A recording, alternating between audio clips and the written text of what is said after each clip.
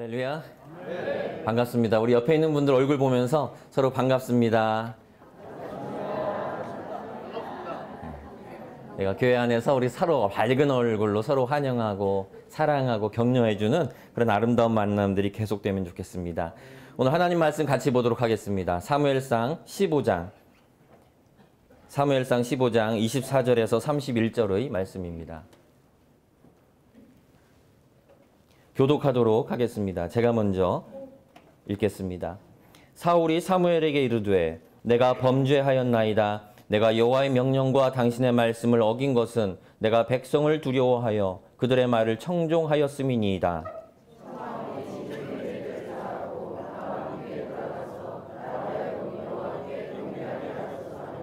사무엘이 사울에게 이르되 나는 왕과 함께 돌아가지 아니하리니 이는 왕이 여호와의 말씀을 버렸으므로 여호와께서 왕을 버려 이스라엘 왕이 되지 못하게 하셨음이니이다 하고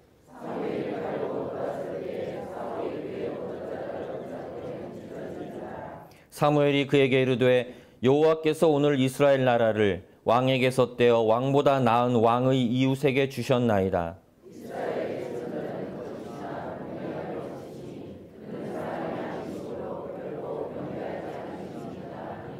사울이 이르되 내가 범죄하였을지라도 이제 청하옵나니 내 백성의 장로들 앞과 이스라엘 앞에서 나를 높이사 나와 함께 돌아가서 내가 당신의 하나님 여호와께 경배하게 하소서 하더라.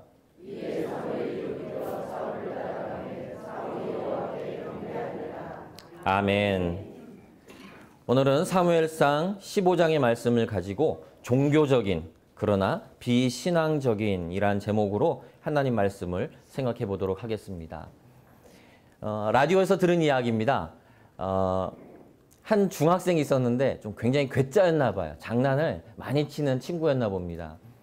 그 친구가 이제 친구들이랑 같이 버스를 탔는데 다른 친구들은 다 버스 승차권을 내고 다 들어갔어요. 근데 이 친구만 들어가지 않고 그 문 앞에 서 있는 거예요. 그러니까 다른 사람들이 쟤 왜 저러냐? 이제 그런 눈으로 의아한 눈으로 쳐다본 거예요. 그랬더니 이 학생이 그 앞에 서가지고 갑자기 손을 번쩍 들더니 이렇게 외쳤어요. 나는 누구인가? 그러더니 자기 지갑을 거기다가 딱 갖다 댄 거예요. 그랬더니 청소년입니다. 한번 해보시죠. 그 이야기를 들으면서 그냥 웃고 말았어요. 근데 그 이후에 그 이야기가 생각나더라고요. 그 아이는 자기의 정체성을 아는 것 같아요. 나는 누구인가? 청소년입니다. 만약에 우리에게 너는 누구냐 그러면은 나는 누구입니다라고 말할 수 있는 게 과연 있을까? 나는 뭐라고 얘기를 할까라는 그런 생각이 들었어요. 만약 사람들 여러분에게 당신은 누구입니까? 라고 말하면 나는 하나님을 믿는 자랑스러운 그리스도인입니다. 나는 자랑스러운 예수님의 제자입니다. 라고 대답하실 수 있으십니까? 그렇게 자랑스럽게 나의 정체성을 고백할 수 있는 여러분이 되기를 축원합니다. 오늘 우리는 이 사울을 통해서 종교적인 사람과 신앙적인 사람을 좀 구분을 지으려고 그래요. 종교적인 사람도 있고 신앙적인 사람들도 있어요. 우리가 다 예수 믿는 것 같지만 다 똑같지가 않아요. 오늘은 이 신앙적인 것과 종교적인 모습 어떻게 다르고 어떠한 모습이 되어야 되는지를 우리가 사무엘상 15장을 통해서 한번 살펴보고자 합니다. 우리가 예수님을 믿고선 얻는 큰 은혜가 있습니다. 가장 큰 은혜는 하나님께서 주시는 축복일 거예요. 요한 3서 1장 2절에 보면은 너무나 아름다운 축복의 말씀이 있지요. 사랑하는 자여 내 영혼이 잘됨과 같이 내가 범사에 잘되고 강건하기를 원하노라. 사랑하는 자여 내 영혼이 잘됨과 같이 내 하는 범사 모든 일이 잘되고 강건하기를 원하노라. 얼마나 아름다운 축복의 그런 말씀인지 몰라요. 우리가 하나님을 알면서 예수님을 알면서 이 축복을 누려요. 우리의 영혼뿐만 아니라 우리의 범사와 모든 것들이 하나님의 그 은혜 가운데서 축복을 강건함을 누리게 되는 거죠. 사울 왕도 이 은혜를 누린 사람이에요.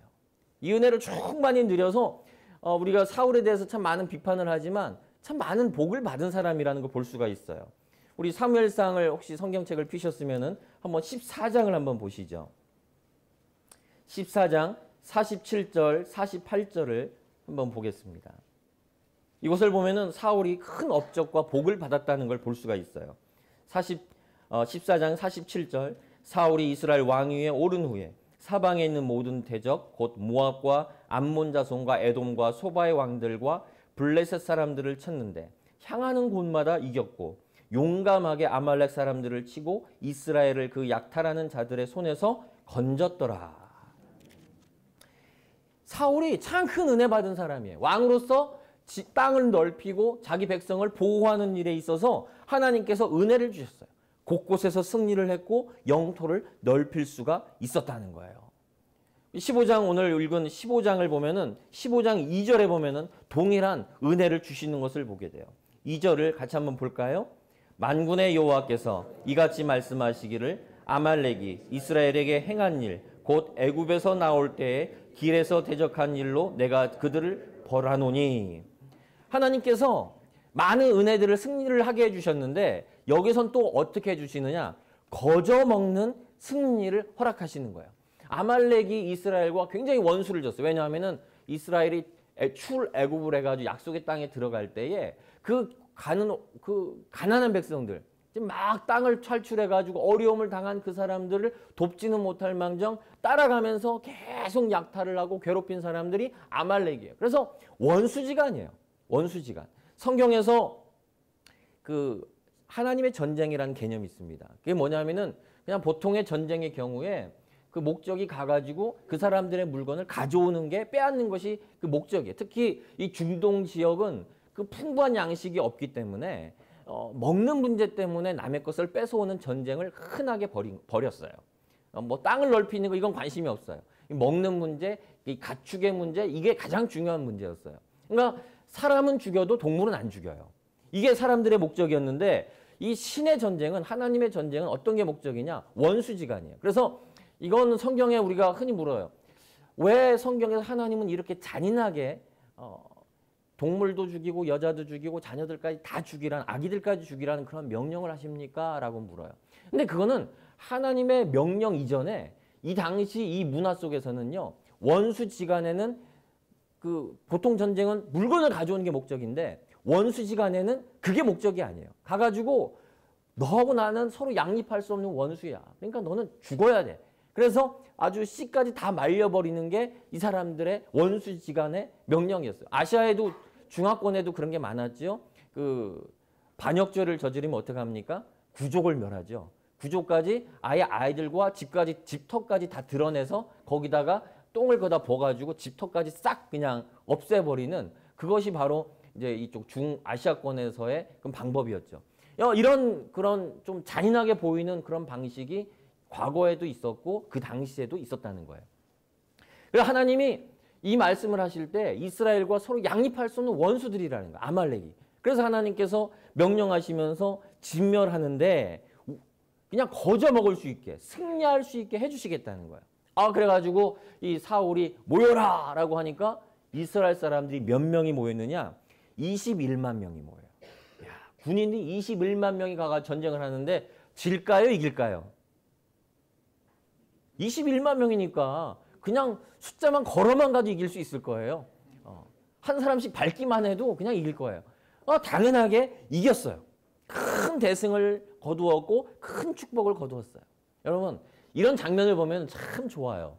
하나님 내가 걸어가는 곳 하나님이 축복해 주셔서 그냥 거저 먹는 승리 인생에서 거저 주워가는 그런 축복들을 누리게 해주십시오. 얼마나 좋아요.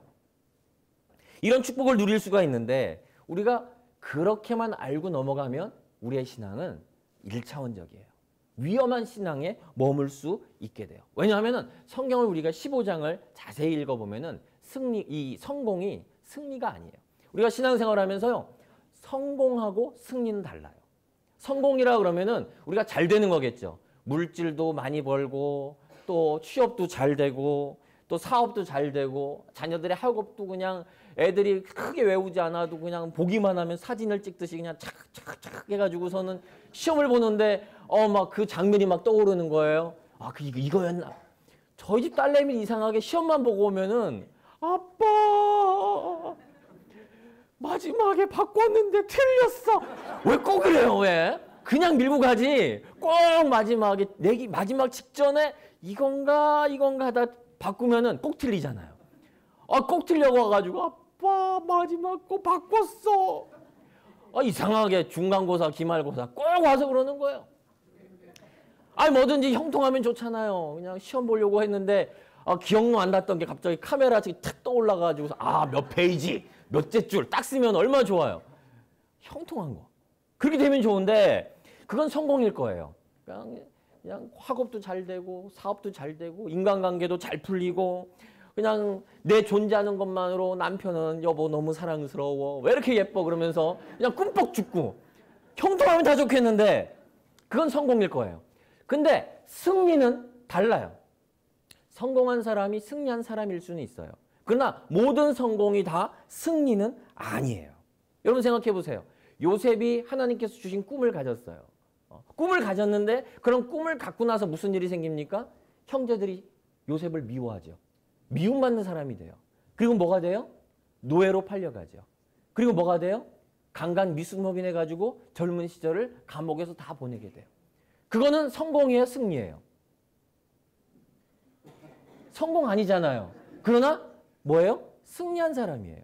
예수님께서 마지막 십자가에 달려 돌아가실 때 뭐라고 그러세요? 다 이루었다 하고 죽으세요. 성공한 거예요? 승리예요. 그건 성공은 아니에요. 얼마나 불쌍해요. 십자가에 죽었잖아요. 그것도 피 흘리면서 젊은 나이에 남을 위해서 헌신하고 모든 걸 다 줬는데 제자가 배신하고 그리고 십자가에 죽어요. 얼마나 마음이 아파요. 그거는 성공이라고 말할 수는 없어요. 그러나 승리한 삶이라고 말할 수가 있어요. 예수님께서는 승리하셨어요. 여러분이 만약에 선택해야 된다면 여러분 성공하시겠습니까? 승리하시겠습니까? 우리는 승리하는 그러한 삶을 살아가야 돼요. 사울이 15장에서 분명히 아말렉과 전쟁을 해가지고 대승을 거두었어요. 엄청나게 많은 재물들과 이것들 다 끌고 왔어요. 다 끌고 와가지고 너무 기분이 좋아서 좋아하고 있는데 너무 행복해하고 있는데 그 승리가 뭐냐? 그 성공이 뭐냐? 아주 위험한 위태로운 승리였다는 거예요. 이 순간에 사무엘의 마음은 달랐어요. 그 모습을 보면서 사울은 너무 좋아가지고 그냥 너무나 많은 재물과 금과 은과 이걸 보며 뿌듯해하고 있는데 그 순간에 이 사울에게 안수해주고 기름 부음을 해주었던 사무엘의 마음은 찢어지게 아파하고 있는 것을 보게 돼요. 15장 11절을 한번 펼쳐보세요. 15장 11절 같이 읽어볼까요? 내가 사울을 왕으로 세운 것을 후회하노니 그가 돌이켜서 나를 따르지 아니하며 내 명령을 행하지 아니하였음이니라 하신지라. 사무엘이 근심하여 온 밤을 여호와께 부르짖으니라. 이 밤에 승리한 그 날에 사무엘은 다른 게 보였어요. 사울은 금은보화가 보이는데 사무엘 눈에는 그게 보이지 않고 뭐가 보여요? 하나님 명령에 순종하지 않고 좋은 거, 비싼 거 그것만 다 옆으로 제껴놓고 비자금을 마련해 놓고 있는 사울의 불쌍한 모습이 보이는 거예요. 그 모습을 보며 그 밤에 근심하며 어떻게 보내요? 부르짖으면서 내가 세웠던 왕인데 하나님 저 사람이 왜 저렇게 삽니까? 저 지금 자기 눈앞에 닥친 그 위기가 눈에 안 보입니까? 라고 하면서 부르짖고 있어요. 사무엘 눈에는 뭐가 보이느냐? 이 승리가, 이 성공이 승리가 아니에요. 하나님께서 하시는 사울에게 주신 마지막 테스트예요. 네가 정말 하나님의 사람이 될 수 있느냐 아니냐. 네가 왕이 계속 될 수 있느냐 없느냐를 두고 있는 마지막 테스트인데 그 테스트 앞에서 뭐예요? 실패한 불쌍한 영혼의 모습을 지금 사무엘은 보고 있는 거예요. 여러분 눈에는 뭐가 보이십니까? 여러분 인생이 잘 풀리고 있을 때 여러분은 그 잘 풀리는 모습에 취해가지고 내가 잘 되고 있구나. 내가 원래 인간이 좀 되지. 내가 외모가 좀 됐지. 내가 좀 머리가 좋았지라고 하면서 그것에 취해 계십니까? 아니면은 그 순간 내 영혼의 모습. 과연 난 지금 어떠한 상황에 있는가라는 그 모습이 여러분 눈에는 보이십니까? 사무엘이 밤새도록 기도하고 그리고 부르짖다가 그 다음날 너무나 답답해서 사울을 설득하러 가는 거야. 사울아 마지막 기회다 하면 설득하려고 갔는데 아침 일찍 갔더니 12절을 볼게요. 사무엘이 사울을 만나려고 아침에 일찍이 일어났더니 어떤 사람이 사무엘에게 말하여 이르되 사울이 갈멜에 이르러 자기를 위하여 기념비를 세우고 발길을 돌려 길갈로 내려갔다 하는지라. 사무엘은 밤새도록 이 사람을 위해서 눈물 흘리고 부르짖었어요. 그리고 만나려고 갔더니 뭐예요? 자기가 잘났다고 기념비를 세우고 있어요. 이 얼마나 기가 막힌 일이에요. 자기 지금 코 밑에 뭐가 왔어요? 큰 위기가 왔어요. 지금 네가 죽느냐 사느냐 마지막 하나님의 테스트를 겪는 그러한 순간이었는데 이 사람 사울은 지금 뭐예요? 자기가 벌려놓은 일이 좋아서 내가 정말 위대한 왕이구나. 내가 정말 탁월하구나라는 것에 취해가지고 자기 기념비를 세우러 갔다는 거예요. 우리 인생에서는 알아도 되고 몰라도 되는 것들이 있어요. 여러분 우리 지구가 마하 1.5의 속도로 지금 삥삥삥 돌고 있다는 걸 아십니까? 모르셨죠? 몰라도 돼요. 지구가 혼자 빙빙 도는데 얼마나 빨리 도는지 막 600km의 속도로 돌아가고 있대요. 여러분이 자동차 운전하는 것보다도 훨씬 빠른 속도로 지금 지구가 돌아가고 있어요.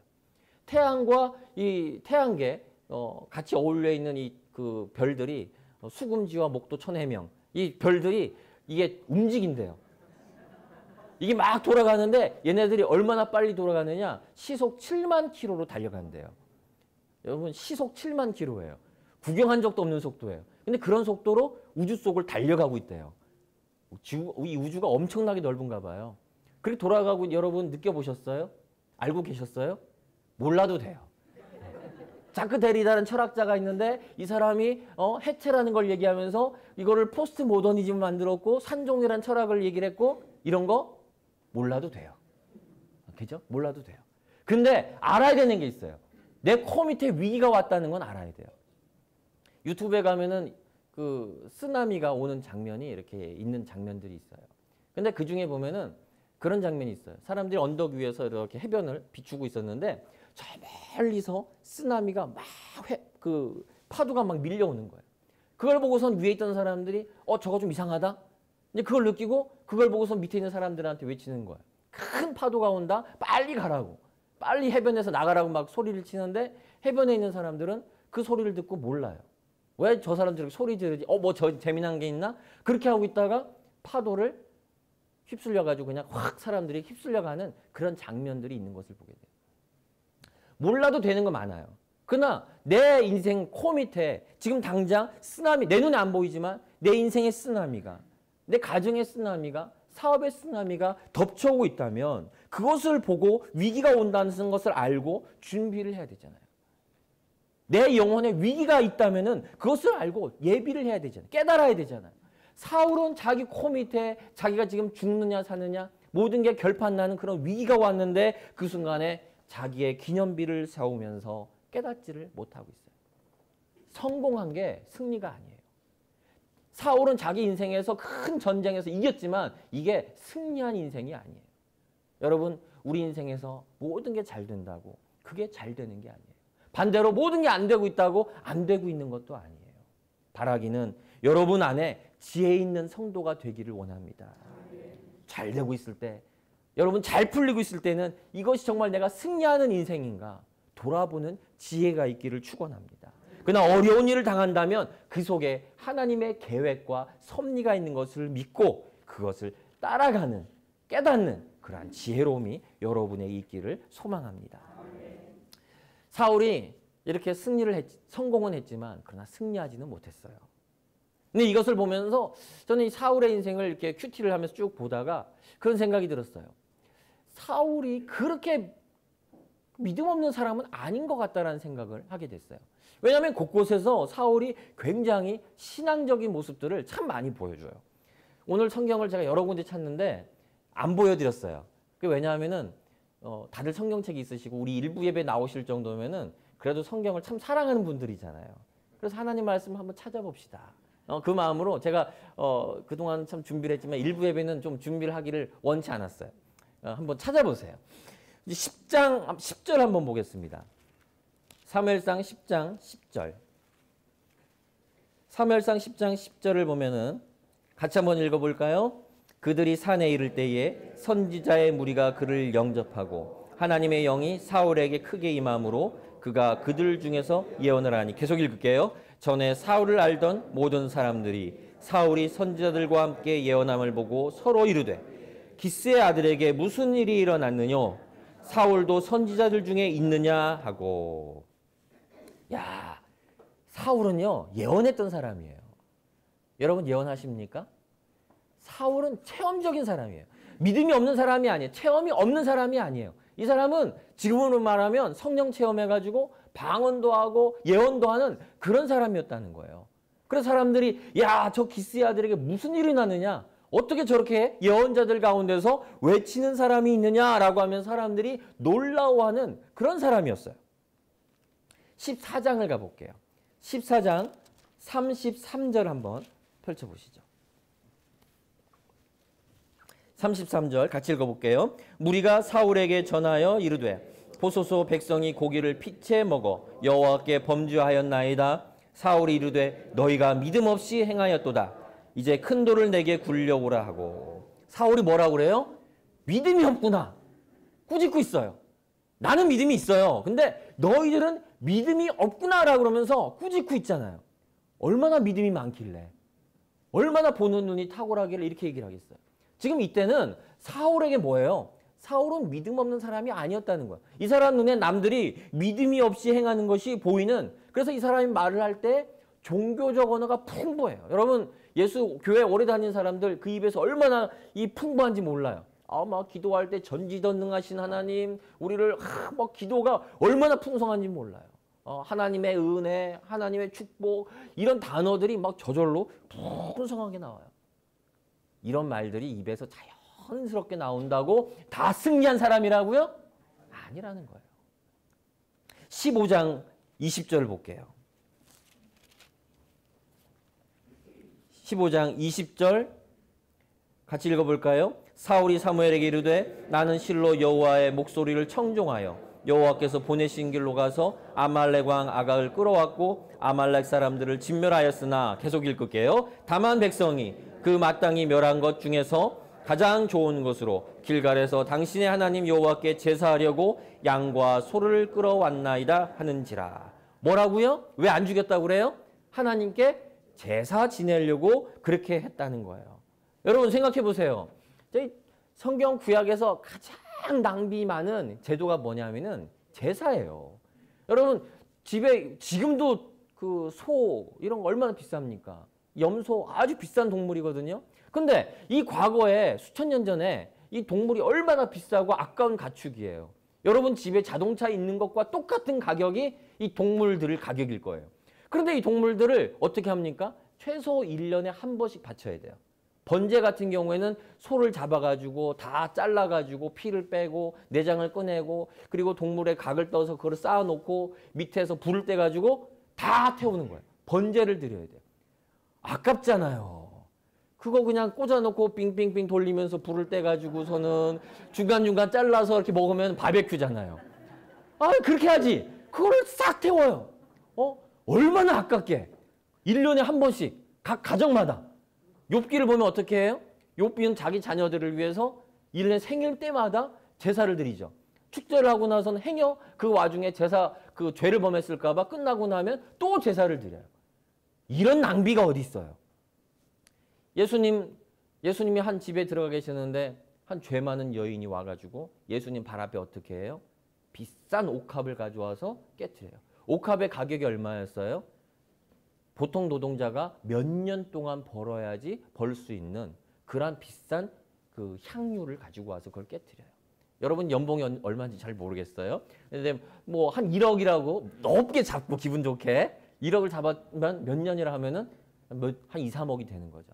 그런 비싼 걸 가져와서 발에다가 발을 깨끗이 씻어서 몰랐는데 그 발에다 부었어요. 그리고 그날 저녁에 어떻게 해요? 발 닦아야죠.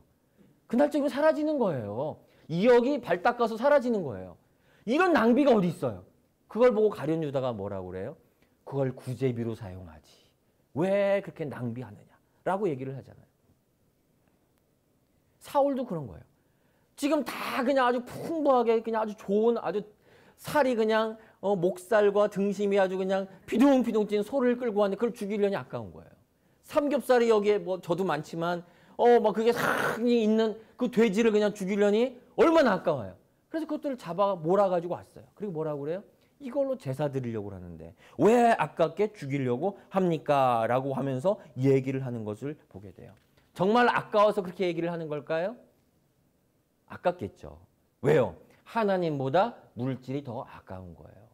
하나님보다 물질이 더 아깝기 때문에, 영혼의 문제보다 더 물질이 아깝기 때문에 아까워서 하나님의 명령에 따르지를 않은 거예요. 사울은 분명히 종교성은 분명히 많은 사람이에요. 하나님의 은혜를 체험했고 입으로 뭐를 해요? 예언을 하고, 그리고 다른 사람의 믿음 없음을 보고 권면하고 꾸짖잖아요. 여러분 다른 사람에게 당신 참 믿음 없다, 여러분 그렇게 말씀하신 적 있으세요? 많지 않으실 거예요. 근데 다른 사람이 그렇게 권면하고 꾸짖을 만큼 그렇게 믿음도 있고 종교적 언어도 풍부하게 사용하던 사람이에요. 또 하나님께 제사 드리겠다고 좋은 거를 이렇게 세이브해 놓고 아껴둔 사람이에요. 종교적이긴 했지만 그러나 뭐예요? 신앙적이지는 못했다는 거예요. 여러분 우리 많은 사람들이, 우리 현대인들의 많은 기독교인들 가운데 종교적인 사람 많이 있어요. 교회를 오래 다니면 오래 다닐수록 뭐가 늘어나요? 종교성이 늘어나요. 종교적인 언어들이 늘어나고 종교적인 생각들이 늘어나요. 그러나 중요한 게 빠져요. 뭐예요? 신앙적인 것은 없을지도 모른다는 거예요. 오늘 우리가 읽은 성경에 그 모습이 가장 대표적으로 드러나고 있어요. 얼마나 마음 아프게 드러나는지 몰라요. 바로 이 일 때문에 죽여야 될 걸 죽이지 않으니까 하나님께서 다 버리셨습니다 라고 그렇게 얘기를 꺼내죠. 그러니까 회개를 해요. 내가 잘못했습니다. 우리가 읽은 지금 24절 25절 보면 이렇게 얘기를 해요. 사울이 사무엘에게 이르되 내가 범죄하였나이다. 내가 여호와의 명령과 당신의 말씀을 어긴 것은 내가 백성을 두려워하여 그들의 말을 청종하였음이니이다. 청하오니 지금 내 죄를 사하고 나와 함께 돌아가 나로 하여금 여호와께 경배하게 하소서. 회개하고 있잖아요. 회개하고 있잖아요. 얼마나 종교적인 사람이에요. 여러분 회개하십니까? 어떤 사람은 죄를 짓고서 회개도 안 해요. 근데 사울은 자기가 잘못했다는 것을 깨닫자 회개를 하고 있어요. 회개까지 하고 있는데도 문제가 뭐예요? 말로만 회개하고 진정으로 돌아서지를 않고 있다는 거예요. 30절에 그 모습이 등장을 하죠. 사울이 이렇게 말해요. 사울이 같이 읽어볼까요? 사울이 이르되 내가 범죄하였을지라도 내 백성의 장로들 앞과 이스라엘 앞에서 나를 높이사.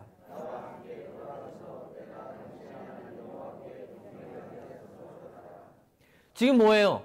내 체면을 살려달라는 거예요. 내 체면. 지금 하나님께 회개했지만 나 같이 안 가겠습니다라고 사물이 얘기하니까 뭐라고 그래요?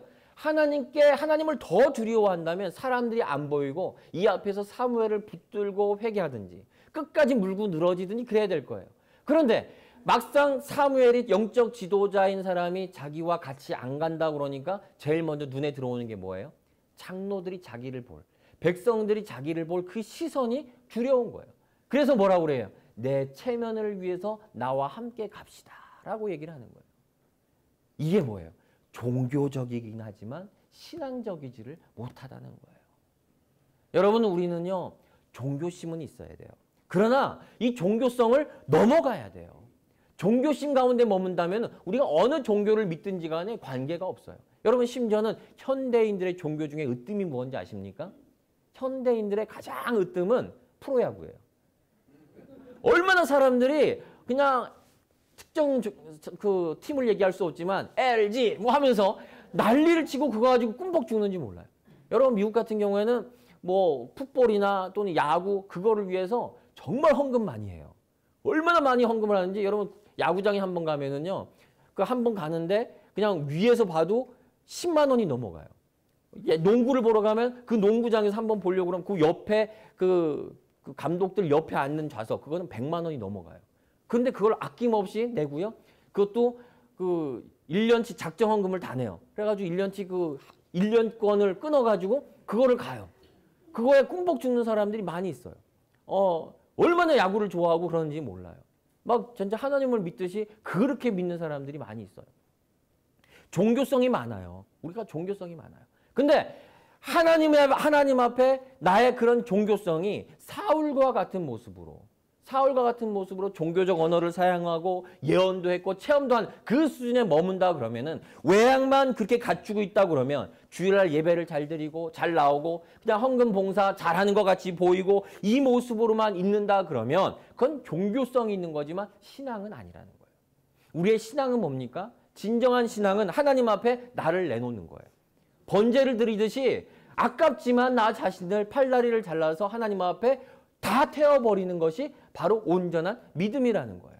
그 동물들 다 죽여야 돼. 아깝지만 그것까지 다 죽일 수 있는 게 바로 믿음이라는 거예요. 하나님 앞에 나를 내놔야 돼요. 나의 생각을 다 내놓아 태워버려야 돼요. 내 욕심을 내놓고 하나님 앞에 태워버려야 돼요. 내 명예도 하나님 앞에 나는 하나님 앞에 아무것도 아닙니다 라고 하면서 그 나의 모든 것들을 태워버릴 수 있어야 된다는 거예요. 그게 뭡니까? 그게 바로 믿음이라고 하는 거예요. 결론 맺기를 원합니다. 여러분 안에 하나님이 가득하기를 여러분 소망하십니까? 여러분 인생을 성공하든 실패하든 하나님 말씀대로 정말 살아가기를 소망하십니까? 내 인생이 성공하기를 원하십니까? 아니면 승리하기를 원하십니까? 바라기는 여러분 승리하는 인생 되십시오. 종교적이기보다 사울도 종교적이었어요. 그러나 비신앙적이었기 때문에 이 사람의 인생이 그렇게 힘들고 어려운 곤란의 인생을 살아가게 돼요. 과연 나는 사울이 아닌지, 나의 믿음 생활은 지금 잘하고 성가대 봉사도 하고 잘 섬기는 것 같지만 그러나 내가 혹시 사울은 아닌지, 내가 종교적 언어도 잘 말하고 예배도 드리고 주일 성수하는 것 같지만 그러나 나의 모습은 종교적인 모습으로 나의 마음을 하나님께 온전히 드리지 못하고 태우지 못하고 내 욕심을 위해서 하나님을 이용하고 하나님을 오용하는 그러한 모습을 내가 갖고 있지 않은지 돌아보는 여러분들 되기를 축원합니다.